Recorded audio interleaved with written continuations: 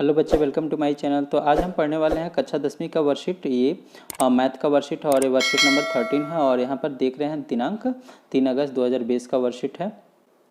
ठीक है, इसमें कुछ द्विघात समीकरण के बारे में बताया गया और कुछ क्वेश्चन के बारे में भी समझाया गया है।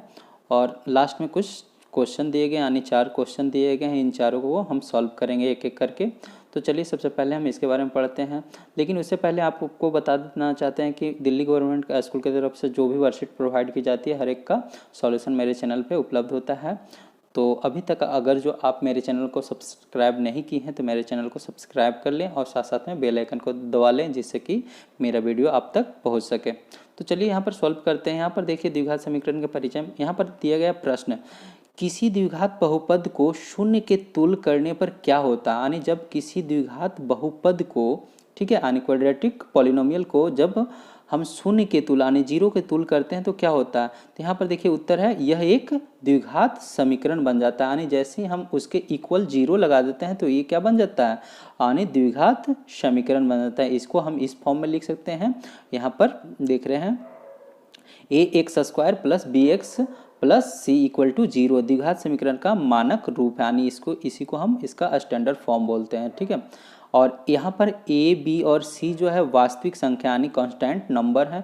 और ए कभी भी जीरो नहीं होना चाहिए, क्योंकि अगर जीरो हो जाएगा तो ये द्विघात समीकरण नहीं रह जाएगा। क्योंकि ए द्विघात समीकरण के आप पढ़े हुए कि द्विघात समीकरण होने, द्विघात बहुपद होने के लिए क्या होता है, एक्स की पावर यानी मैक्सिमम पावर कितना होना चाहिए, 2 होना चाहिए, 2 होना चाहिए। ठीक है, तो यहाँ पर आप देख रहे होंगे, इधर आद कीजिए डैश बहुपद का मानक रूप इतना है x² bx प्लस सी। तो ये कौन सा हो जाएगा, द्विबहुपद। ठीक है, यानी द्विघात बहुपद का मानक रूप ये होता है। ठीक है, जब इसको जीरो लगाते हैं तो समीकरण बन जाता है।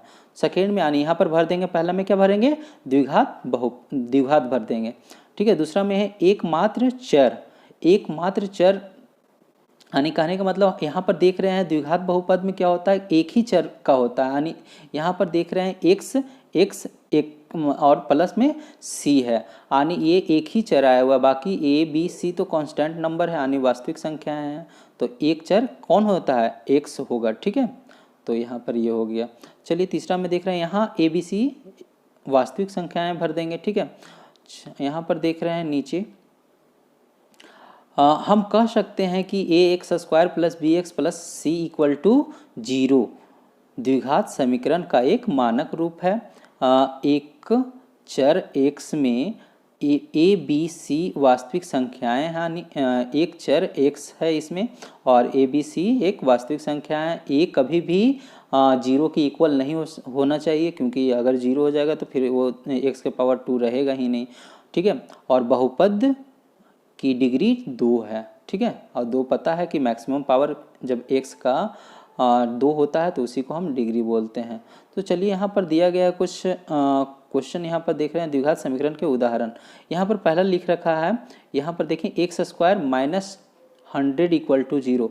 तो हाँ, x² अगर जो x² माइनस 100 है तो यहाँ पर 0 है, तो ये द्विघात समीकरण है। क्योंकि अगर यहाँ पर मैक्सिमम पावर देखिए x का क्या है, 2 है, तो इसलिए पर यहाँ पर द्विघात समीकरण ये होगा। केवल 2 पद ही यहाँ पर देखिए लिख रखा है, केवल 2 पद भी हो सकते हैं। हाँ, द्विघात समीकरण में केवल 2 पद भी हो सकते हैं। यहाँ पर तीसरा, लेकिन पहला पद क्या होना चाहिए, यानी जो इसका है x² होना, पहला पद या इसमें कहीं पे भी x² के में रूप में होना चाहिए, माइनस में हो चाहे प्लस में होना चाहिए। ठीक है, सेकंड में यहाँ देख रहे हैं x² plus 10x minus 20 equal to 0।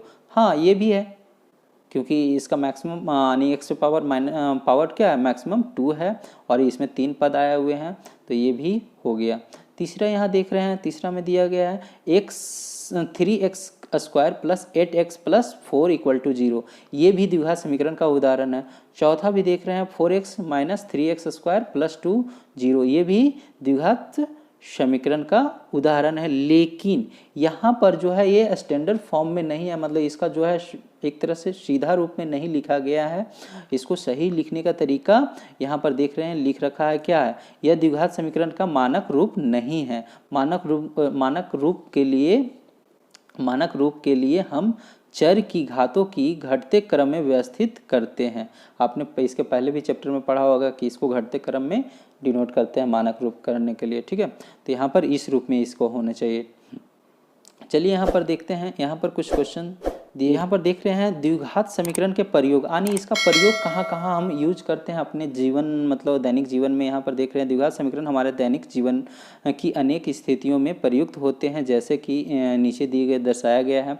तो यहाँ पर देख रहे हैं पहला लिखा गया क्वेश्चन में, एक आयताकार भूखंड का क्षेत्रफल 700, यानी आयताकार का तो मतलब समझते ही होंगे, ये आयत हो गया, यानी इसी को आयताकार बोलते हैं, ठीक है। तो आयताकार भूखंड क्षेत्रफल में क्षेत्रफल 700 मीटर वर्ग मीटर है। इसकी लंबाई इसकी चौड़ाई से 15 मीटर अधिक है। भूखंड की लंबाई और चौड़ाई ज्ञात करिए। तो जब 15 मीटर अधिक है तो एक का हमने मान लिया, यानी चौड़ाई जो है x हो गया, तो लंबाई 15 ज़्यादा होगा। अगर जो कम रहता तो हम इसको x में से 15 घटा लेते, ठीक है। तो इस तरह से करते हैं, हम मान लेते हैं पहले। आयताकार भूखंड का क्षेत्रफल हमें पता है, फार्मूला होता है L/B, यानी लंबाई इंटू चौड़ाई, और इसका ये उसका दिया हुआ है 700 मीटर स्क्वायर।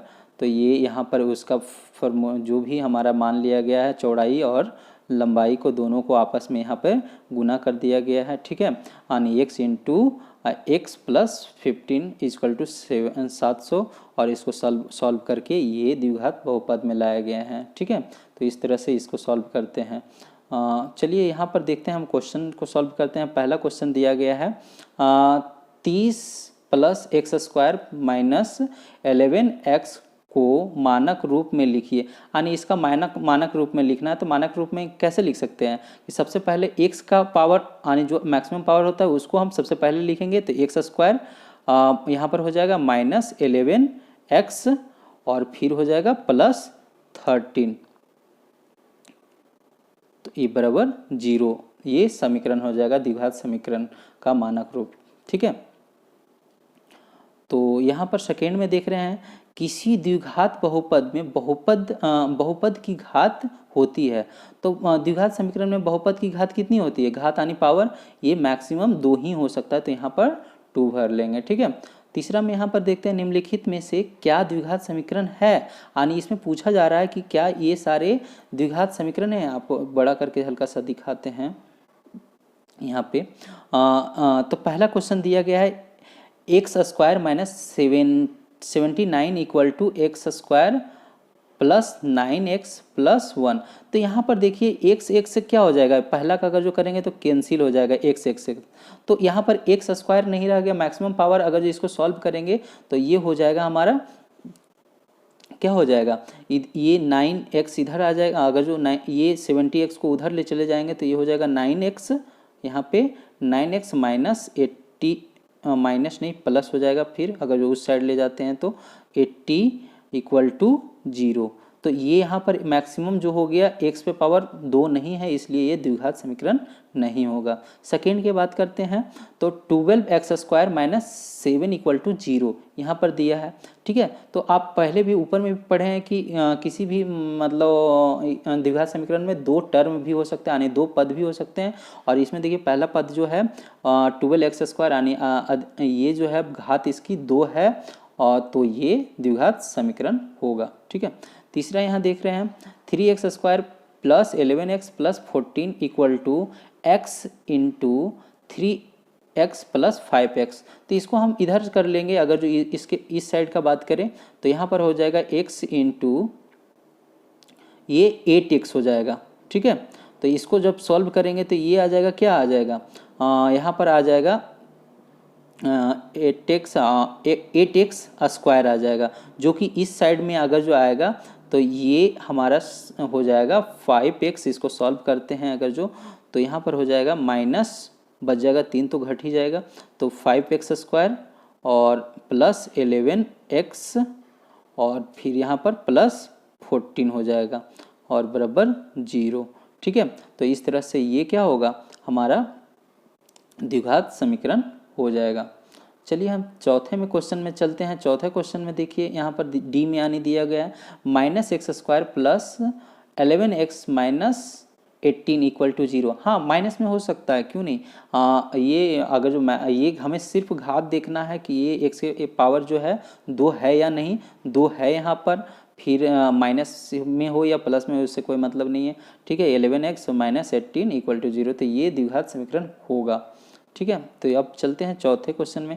चौथे क्वेश्चन में दिया गया है निम्नलिखित को द्विघात समीकरण को में निरूपित करिए। यानी यहाँ पर कुछ क्वेश्चन इस तरह से लिखे हैं, यहाँ पर देख रहे हैं दो संख्याओं का अंतर, यानी दो संख्याओं का अंतर जो है 3 है एवं गुणनफल 270 है। तो हम इसको सबसे पहले हमें इसको मान लेना होगा। चलिए, हम आपको स्क्रीन पे एक दिख रहा होगा सॉल्व क्वेश्चन। तो यहाँ पर सॉल्व क्वेश्चन में हमने मान रखा है कि पहली संख्या x हो गया, ठीक है, और दूसरी संख्या यहाँ x माइनस 3। अभी अभी हमने सॉल्व किया था आयत का, तो वहाँ पर हमने क्या किया था, चौड़ाई से ज़्यादा था, लंबाई 15, तो वहाँ पर चौड़ाई x माने थे और लंबाई को x प्लस 15। तो उसी तरह से यहाँ पर पहली संख्या जो है x है, तो दूसरी संख्या हम क्या मानेंगे, क्योंकि अंतर है, अंतर मतलब घटा लेते हैं दूसरी संख्या में अगर जो करेंगे।